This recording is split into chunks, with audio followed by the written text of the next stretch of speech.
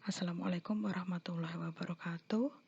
Teman-teman, praktikan analisis instrumental.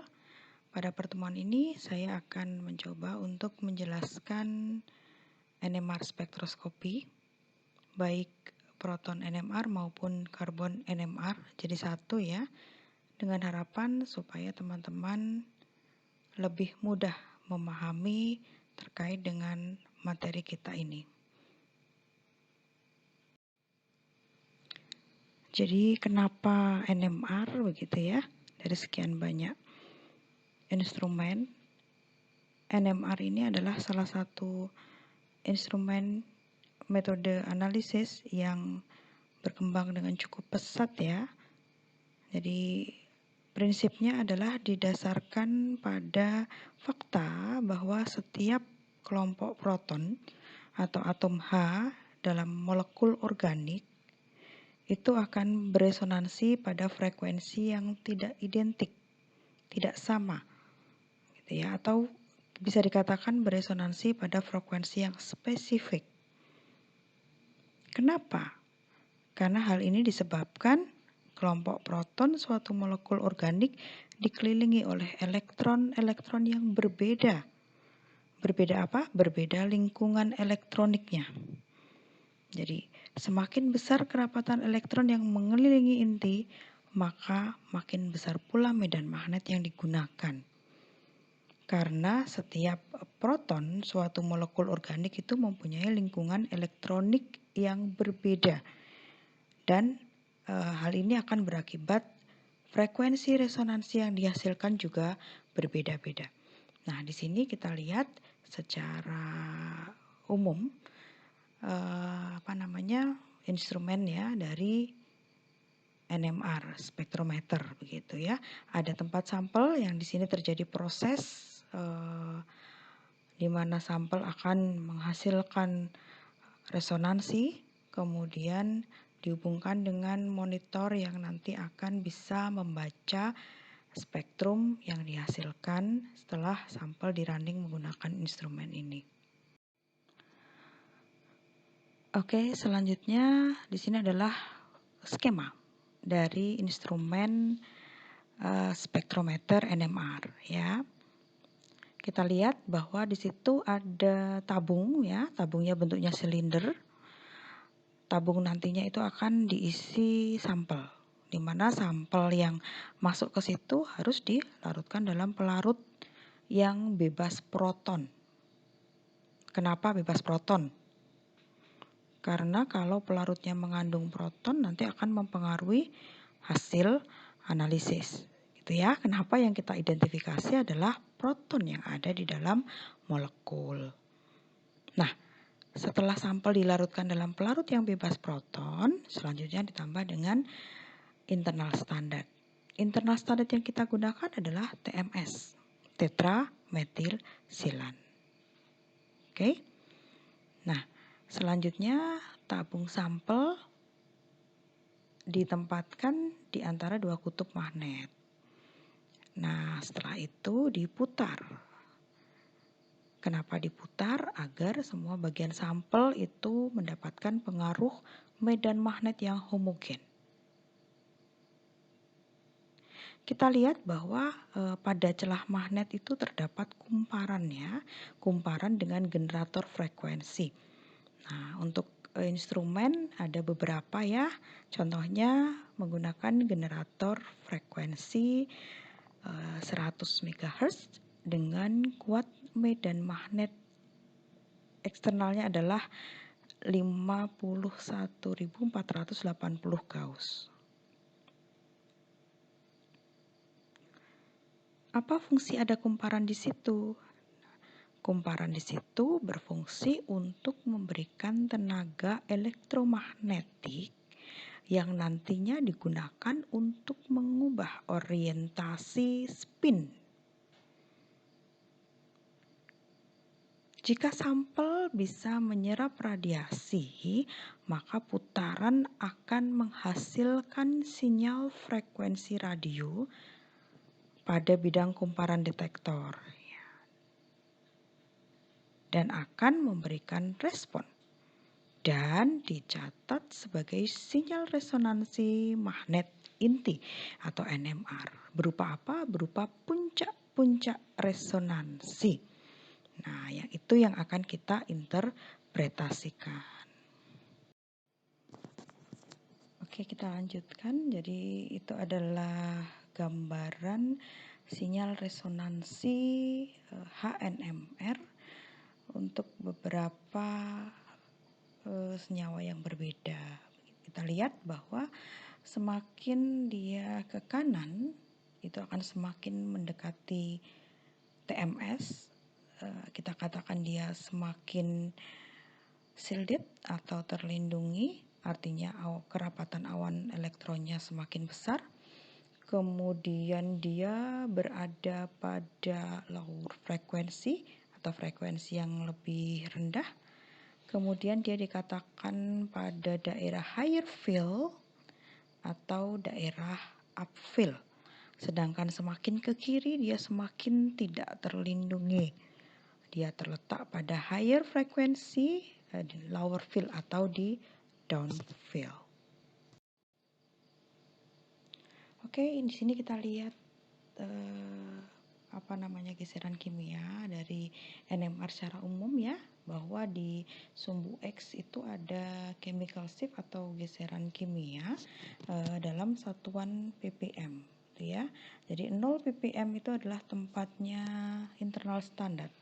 Internal standard yang digunakan kita adalah tetrametilsilan atau TMS.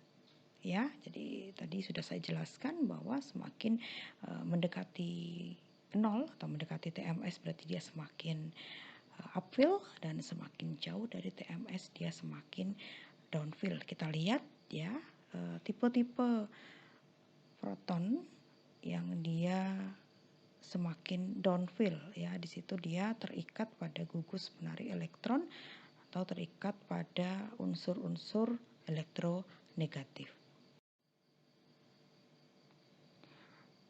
Baik, berikutnya ini adalah tabel yang biasa digunakan untuk memandu kita dalam melakukan interpretasi spektra data proton NMR.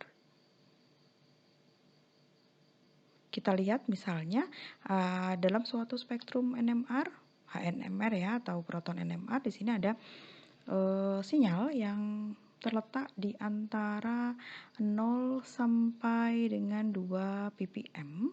Di sini kita bisa interpretasikan kemungkinan dia adalah proton yang terikat pada, misalnya adalah pada alkana, pada di sini adalah senyawa-senyawa alkana baik rantai lurus maupun bercabang. Misalnya dia muncul pada daerah yang downfield, maka kita bisa interpretasikan bahwa proton tersebut adalah proton yang terikat pada gugus fungsi. Di sini gugus fungsi ester ya, ester, kemudian sebelah kanannya di sini adalah aldehid dan seterusnya. Jadi tabel ini digunakan untuk memandu kita dalam menginterpretasi spektra data proton NMR.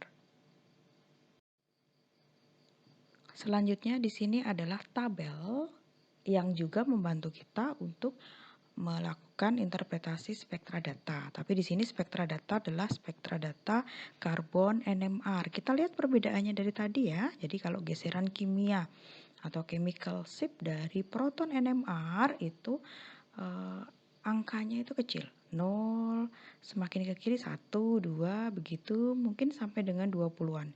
Tetapi kalau karbon NMR di sini jaraknya jauh sekali ya, mulai dari 0 sebagai tempatnya TMS atau internal standard, kemudian semakin ke kiri ini adalah angka 50, kemudian ke kiri lagi 100. Jadi semakin sensitif ya, semakin sensitif. Begitu berubah sedikit langsung geseran kimianya besar ya pergeserannya. Nah, kita bisa contohkan misalnya ada sinyal resonansi di situ muncul pada sekitar 80-an. Maka kemungkinan karbonnya itu adalah karbon punyanya C rangkap 2C begitu. Coba kalau kita lihat, semakin downfill, semakin ke angka 200 ppm misalnya. Oh, berarti dia punyanya karbonil, gugus karbonil ya, atau gugus aromatik begitu. Baik, selanjutnya di sini adalah beberapa istilah yang sering muncul pada saat kita membahas NMR. Baik proton NMR maupun karbon NMR. Nah, untuk proton NMR ini ada istilah namanya proton tetangga. Apa itu proton tetangga? Proton tetangga itu adalah proton yang terikat pada karbon yang berikatan langsung dengan karbon yang mengikat proton kita. Jadi proton yang terikat pada karbon tetangga itu namanya adalah proton tetangga.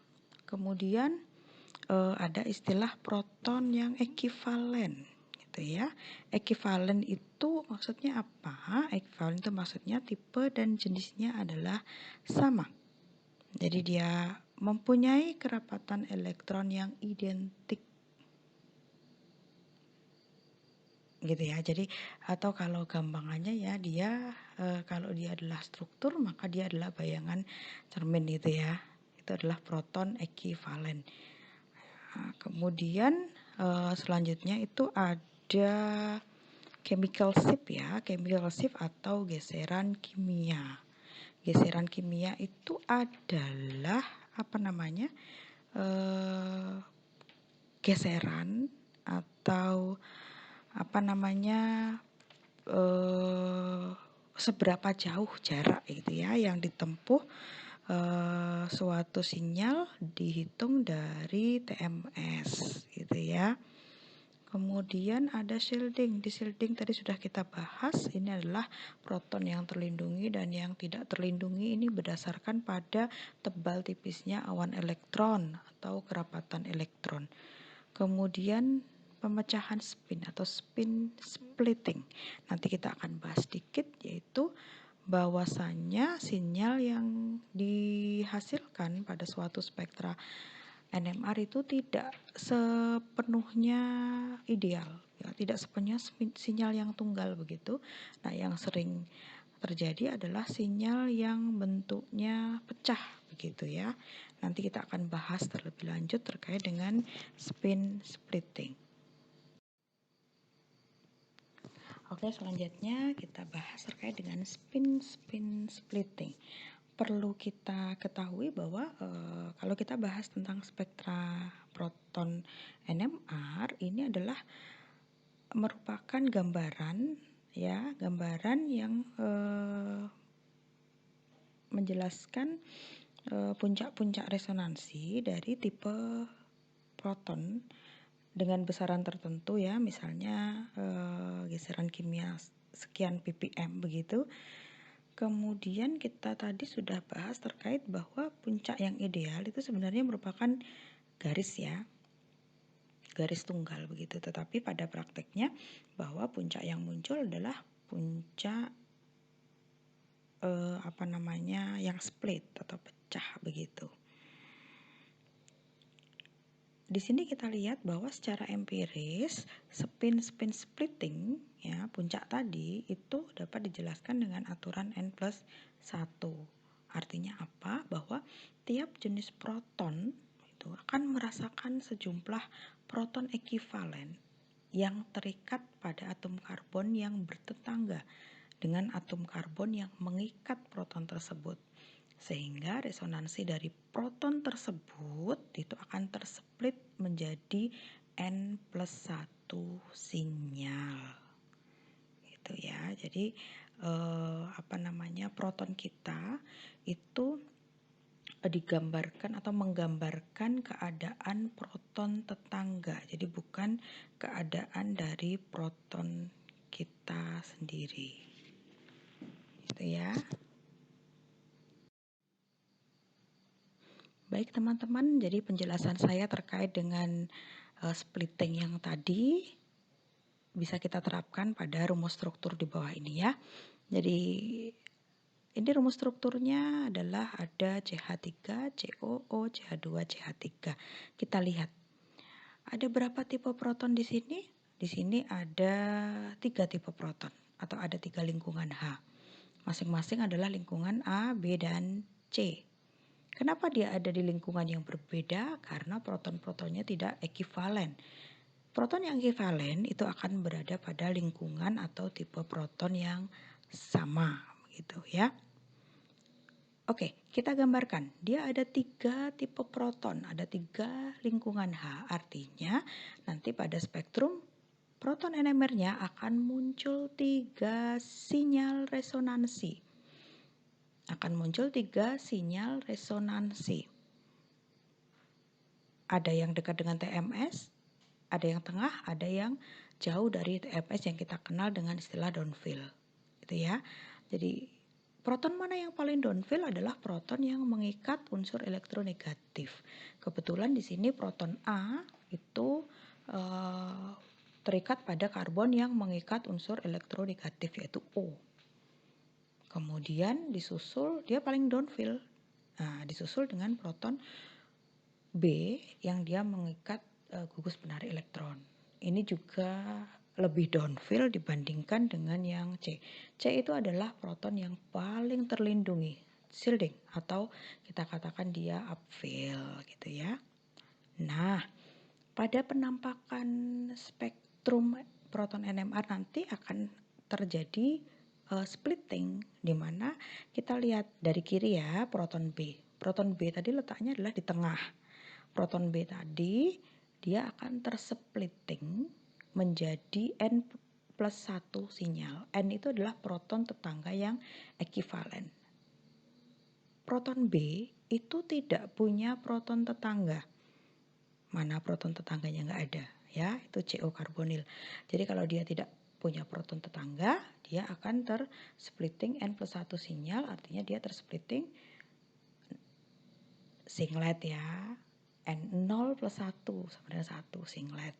Sedangkan untuk proton A, dia punya 3 proton tetangga yang ekivalen. Dia akan tersplitting menjadi N plus 1 sinyal atau 3 plus 1. 3 plus 1 sama dengan 4 ya, kuartet. Jadi sinyal A nanti splittingnya adalah atau multiplisitasnya adalah kuartet. Sedangkan proton C, dia kan punya 2 proton tetangga. Dia akan tersplitting menjadi N plus 1 sinyal. 2 plus 1 sama dengan 3. Artinya proton C nanti splitting atau multiplisitasnya adalah N plus 1, 2 plus 1, 3 triplet gitu.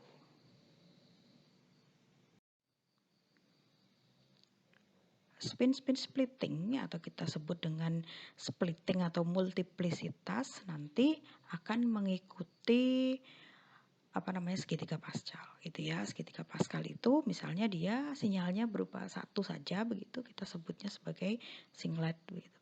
Kalau sinyalnya tersplit menjadi 2 sinyal itu kita sebut sebagai doublet. Kalau 3 sinyal triplet dan seterusnya. Kalau banyak sinyal nanti akan multiplet gitu ya. Kemudian untuk proporsi ketinggiannya nanti mengikuti aturan segitiga Pascal ini. Misalnya kalau dia doublet ya, 2 sinyalnya itu tingginya sejajar. Kalau triplet ya 1 dibanding 2 dibanding 1 dan seterusnya. Baik, kita lanjutkan. Ini adalah untuk contoh berikutnya ya. Ini adalah contoh untuk senyawa CH yang mengikat 2 Cl, kemudian CH2 dan Cl. Ada unsur elektronegatif di situ adalah Cl, begitu ya. Tadi kita katakan bahwa sinyal yang kita rasakan adalah menggambarkan kondisi tetangga. Jadi di sini ada berapa sinyal? Ada 2 tipe proton, yaitu CH metil dan CH2 metilen, gitu ya. Jadi ada 2 tipe proton atau 2 lingkungan H, dan di mana proton metin atau CH itu akan terletak lebih downfield karena dia mengikat 2 unsur elektronegatif yaitu Cl.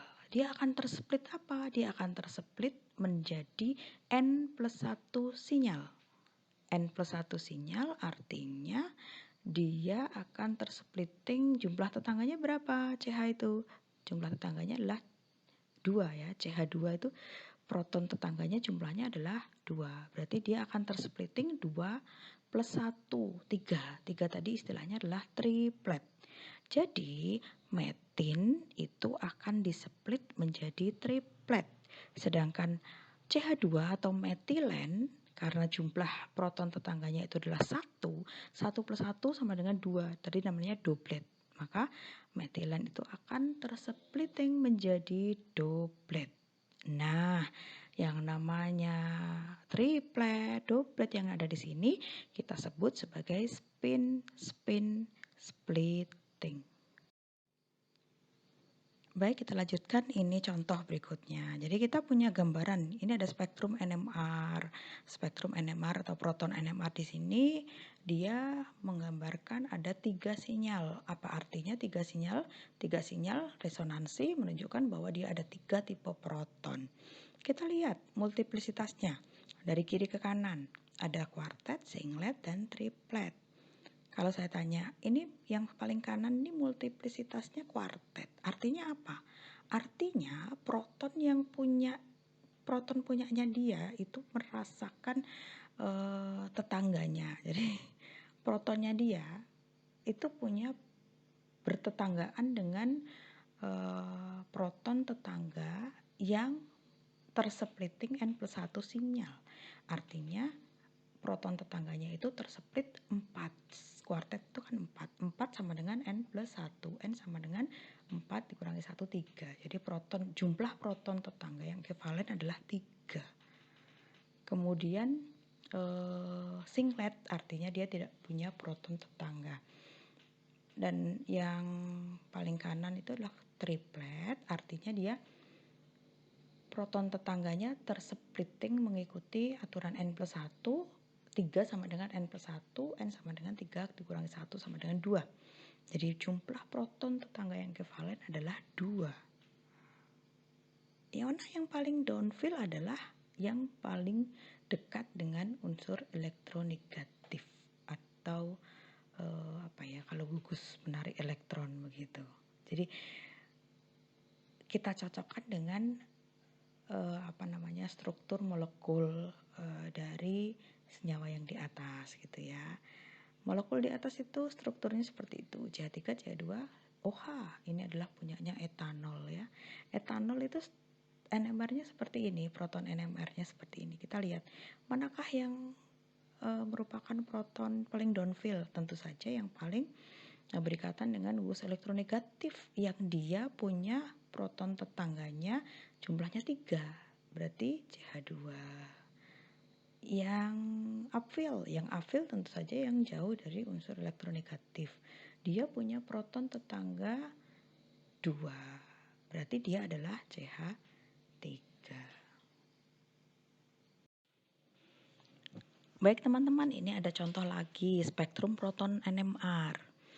Tadi sudah saya jelaskan di depan bahwa pada proton NMR jumlah sinyal resonansi yang muncul pada spektra itu menunjukkan jumlah lingkungan proton atau jumlah tipe proton.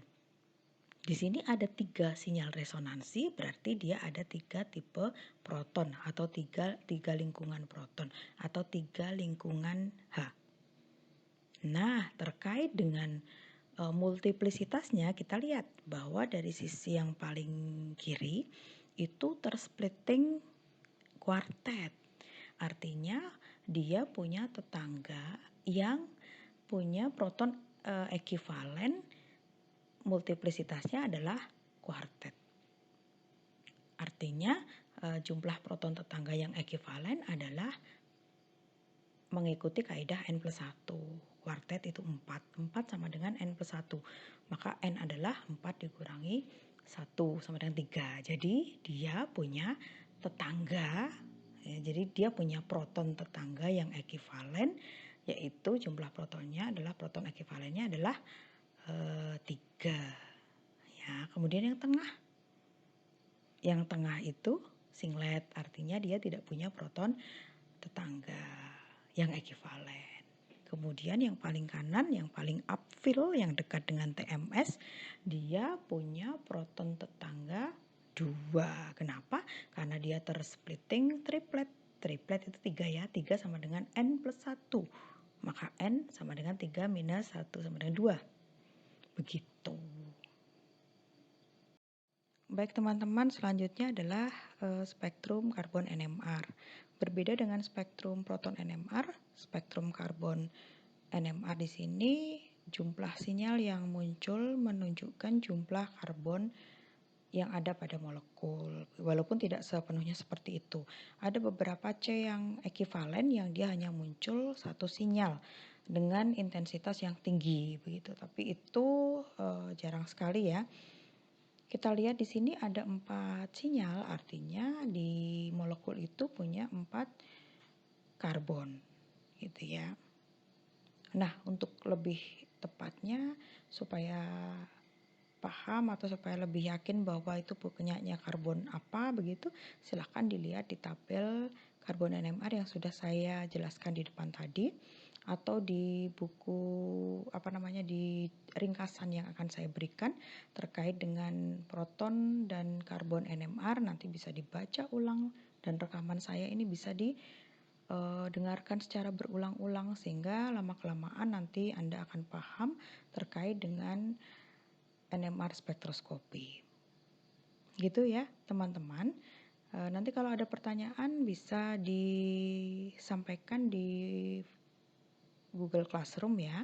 Nanti kita akan bahas bersama-sama di mana yang biasanya kesulitan terkait dengan interpretasi spektrum data NMR. Baik teman-teman, terima kasih atas perhatian Anda. Semoga apa yang saya jelaskan di sini bisa bermanfaat untuk Anda. Saya akhiri teman-teman. Wassalamualaikum warahmatullahi wabarakatuh.